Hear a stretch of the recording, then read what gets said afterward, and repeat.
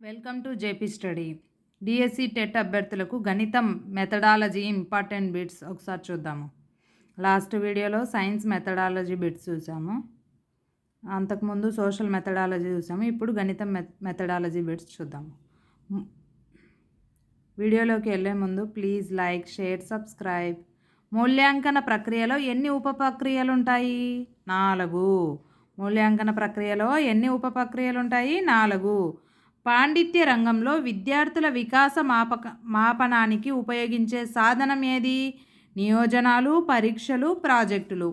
ఒక చతురస్ర వైశాల్యం అనే ప్రశ్న ఏ లఘు సమాధాన ప్రశ్నకు చెందుతుంది? పురాణం. విద్యార్థుల భాషా నైపుణ్యాలను విషయాన్ని క్రమపద్ధతిలో తర్కబద్ధంగా, హేతుబద్ధంగా వివరించడానికి ఉపయోగపడే ప్రశ్నలు వ్యాసరూప ప్రశ్నలు. విద్యార్థి కౌశలాలను, ప్రయుక్తానికి సంబంధించిన లక్ష్యాలను మాపనం చేయడానికి ఉపయోగపడే పరీక్ష ప్రయోగ పరీక్ష. విద్యార్థులకు ఆకారాల వర్గీకరణ అనే పాఠ్యాంశం చెప్పే ముందు వివిధ వస్తువుల ఆకారాలు గీయమని చెప్పడం ఏ నియోజనాన్ని సూచిస్తుంది? పాఠానికి ముందు తయారీ అంటే ప్రిపరేషన్ పార్ట్ను సూచిస్తుంది. దీర్ఘ చతురస్రం L/B. చతురస్రము డాష్ అనేది ఏ రకపు లఘు సమాధాన ప్రశ్న? సాదృశ్య రూపం అనే లఘు సమాధాన ప్రశ్న. తరగతి గదిలో బోధించిన పాఠ్యాంశానికి చెందిన సూత్రాలు, నిర్మాణాలు, సమస్య సాధన పద్ధతులను అభ్యసనం చేయడానికి ఉపయోగించే నియోజనం ఏది? సాధన చేయాల్సిన భాగం. విద్యార్థుల మనోగణనను పరీక్షించడానికి ఉపయోగపడే పరీక్షలేవి? మౌఖిక పరీక్షలు. ప్రశ్నావళి బ్యాంకు వల్ల ప్రయోజనం ఏమి? విద్యార్థుల ప్రమాణాల మెరుగుదలను తెలుసుకోవచ్చు. ప్రశ్నావళి బ్యాంకు వల్ల విద్యార్థుల ప్రమాణాల మెరుగుదలను తెలుసుకోవచ్చు. సమయం ఆదా అవుతుంది. పరీక్షలకు సప్రమాణత ఉంటుంది.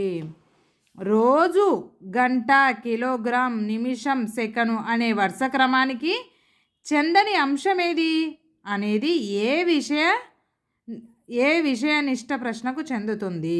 వర్గీకరణ రూపం అనే ప్రశ్నకు చెందుతుంది. ఎక్కాలను పదే పదే రాయించడం అనేది ఏ నియోజనం? సాధన చేయాల్సిన భాగం. పనిలో పరిపూర్ణత ఇచ్చేది ఏది? రాత పని. పలుమార్లు ఒకే మాదిరి సమస్యలను సంఖ్యా మార్పులతో చేయడం ఏ సాంకేతిక విధానాన్ని సూచిస్తుంది? ఆవర్తనం. ఊర్ధ్వ అధః కోణాలను తెలుసుకొని కొండలు, భవనాల ఎత్తులను గణించే విధానాన్ని బోధించడానికి ఉపయోగపడేదేది? రేఖాగణితంలో మౌఖిక పని. ఆవర్తనానికి సమయం 20 నిమిషాలకు మించకూడదు. కన్నులను, చెవులను అనుసంధానం చేస్తూ విద్యార్థులు ఏకాగ్రతను పెంపొందించే సాంకేతిక విధానం మౌఖిక పని. విద్యార్థిలో స్వయం అధ్యయన శక్తిని పెంపొందించే గణిత బోధన సాంకేతిక విధానాన్ని ఏమంటారు? నియోజనం అంటారు. మౌఖిక పని వల్ల అభివృద్ధి చెందేది ఏంటిది? ఆలోచించడం, మానసిక సంసిద్ధత, చురుకుదనం. ఇవి మౌఖిక పని వల్ల అభివృద్ధి చెందుతాయి అన్నమాట. వ్యక్తి జ్ఞాపక శక్తి ఎక్కువగా ఆధారపడి ఉండే సాంకేతిక విధానం ఏది? మౌఖిక పని. ఆవర్తన విధానం వల్ల ఉపయోగం ఏమి? ఆవర్తన విధానం వల్ల నైపుణ్యాన్ని పెంపొందిస్తుంది. సమస్య పట్ల వెచ్చించే కాలాన్ని పొదుపు చేస్తూ ఉన్నతికి తోడ్పడుతుంది. వివిధ సన్నివేశాల్లో ఎలా నడుచుకోవాలో తెలుపుతుంది. ఇది ఆవర్తనం వల్ల ఉపయోగం. బోధనలో ఏ సాంకేతిక విధానం ద్వారా ఉచ్చారణ దోషాలను సరిచేయచ్చు? మౌఖిక పని. చూడండి, బోధన అంశాలను విద్యార్థి అవగాహన చేసుకున్నాడో లేదో తెలుసుకోవడానికి ఇచ్చేది ఏంటిది? నియోజనం.